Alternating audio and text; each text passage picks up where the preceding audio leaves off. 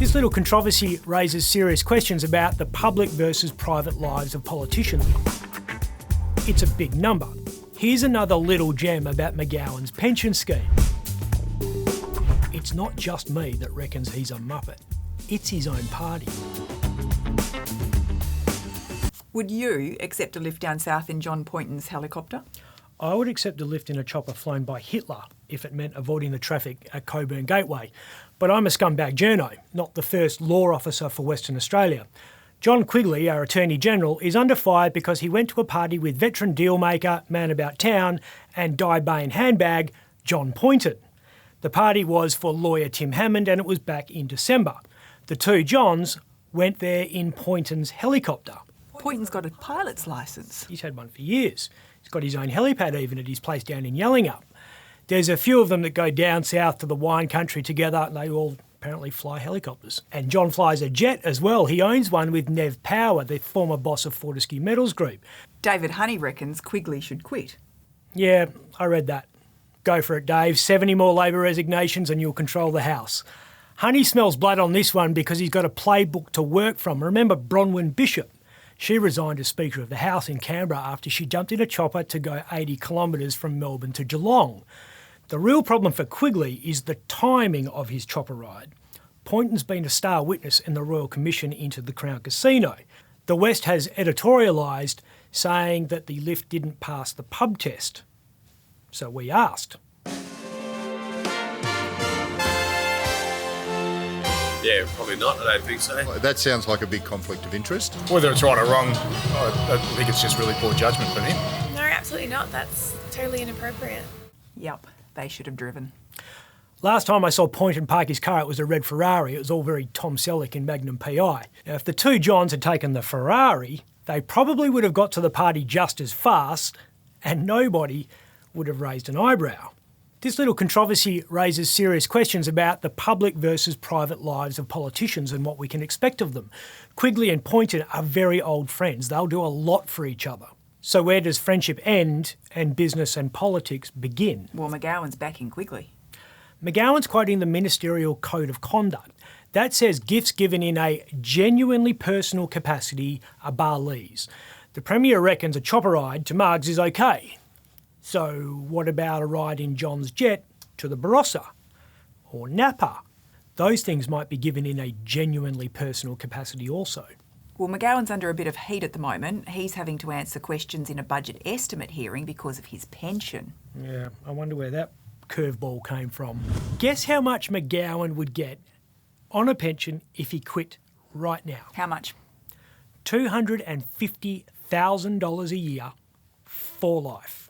Nationals MP Vince Catania is niggling the Premier over this because McGowan is one of only 3 MPs left on the old defined benefit pension scheme in Parliament. It's very generous.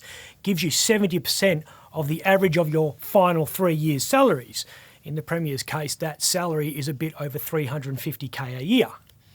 70% of that is just shy of $250,000. It's a big number. Here's another little gem about McGowan's pension scheme. If he quits, he is able, should he want to convert his pension into a lump sum. The rules state that someone retiring at 54, that's how old the Premier is at the moment, can get a lump sum that is 13.1 times their annual pension. Guess what that comes to? Wow, 3.3 million. Who says there's no money in politics? I do think he's earned it, to be fair. And he's been contributing 12.5% of his salary to the scheme since he joined Parliament all the way back in 1996. Oh, bless. And taxpayers have got to realise that if you pay peanuts, you get this guy. Harsh.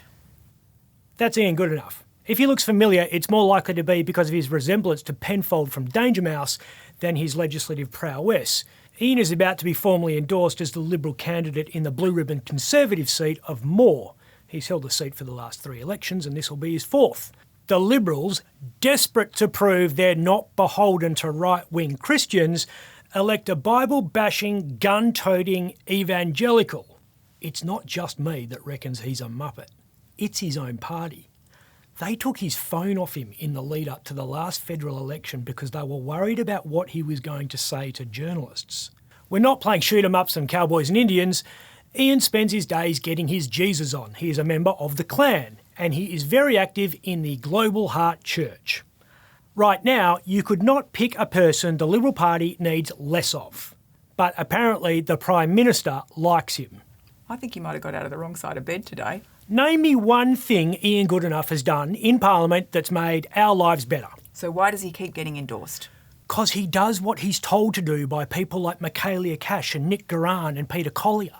There's plenty of MPs like Ian in Parliament, unfortunately. People who just go along with whatever other people say. They're just happy to be part of the gang. We like to think federal Parliament is about this contest of ideas, robust debate by people with different views on the important life-changing issues of the day. The reality is very different. Parliament is run by a core group of a couple of dozen people who dictate instructions to the rest of the numpties. The one good thing with Ian staying in Parliament is it keeps headline writers entertained.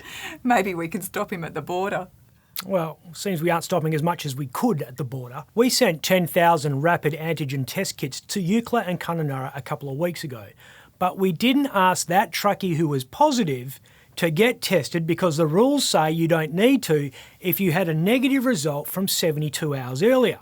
Those rapid tests aren't like the PCR testing where a qualified health professional tickles your brain with a swab. These are DIY kits that cost $12. They take 15 minutes. Well, what's your point? My point is, why isn't everyone being asked to do this? For the cost of a pint of beer and the time it takes to drink it on a hot day, why leave this 72-hour window open? Well, at least there are no new cases today. From luck. Again. McGowan is the Teflon Don of modern politics. How many times has he dodged a bullet like this? No virus. $3.3 million in superannuation. A grand final about to be played. $5.8 billion surplus. The biggest parliamentary majority in history. No wonder the Attorney General's living life like he's on Entourage. I'm Ben Harvey.